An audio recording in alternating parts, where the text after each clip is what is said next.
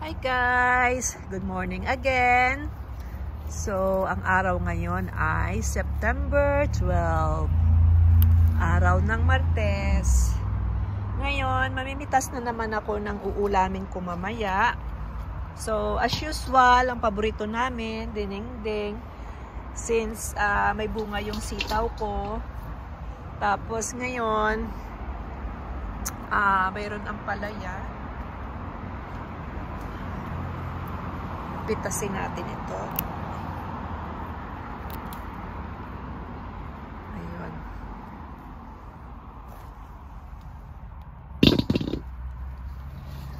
Tapos, enjoyin natin yung saluyot habang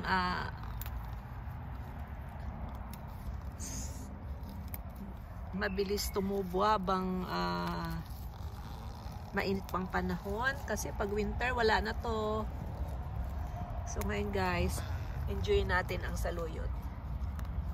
Gustong gusto ko to ilagay sa dinding. Ang saluyot pala guys, gustong gusto nila yan ng pinipitasan. Parang talbos kamote, pag tinatalbusan mo lalong kumakapal ang dahon. So ganon din yung saluyot.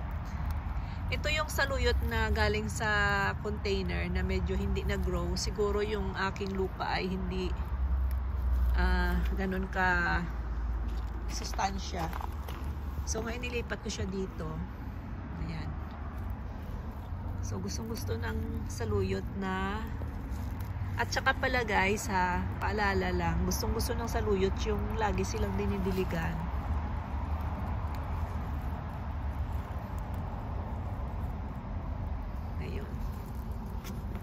Kaya sarap na naman mamaya ang ulam. Partner na pinirito na isda. Yung mga huli naming isda. Yun yung i-partner ko dito. Ayun.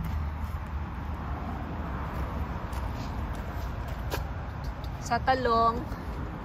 Ayan, hindi muna ako pipitas kasi may pinitas ako nung isang araw. Na hindi ko pa naluto. So, gamitin ko muna yun bago ako papitas ng panibago.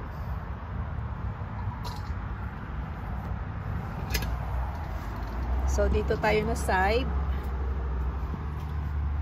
Ayun, naalala nyo, kapipitas ko lang itong saluyot. Ito na naman sila. Nag-grow na naman. So, pitasan na naman na ulit natin para tuloy-tuloy. Para lumago ang dahon.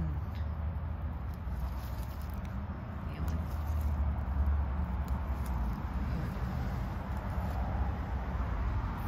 So gustong-gusto ko tong saluyot ilagay sa labong na may gata na may hipon. Ay nako, ang sarap.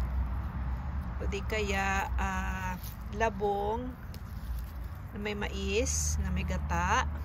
Sarap din ito.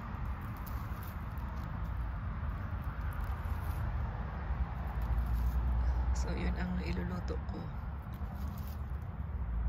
Mamaya.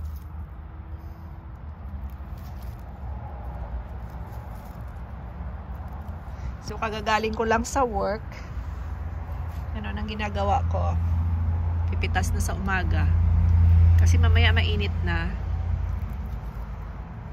So, enjoy natin tong gulay natin.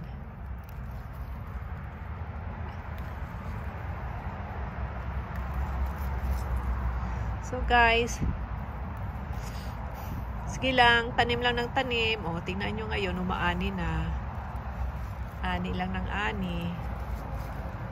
Ito yung fruit of our labor. Diba?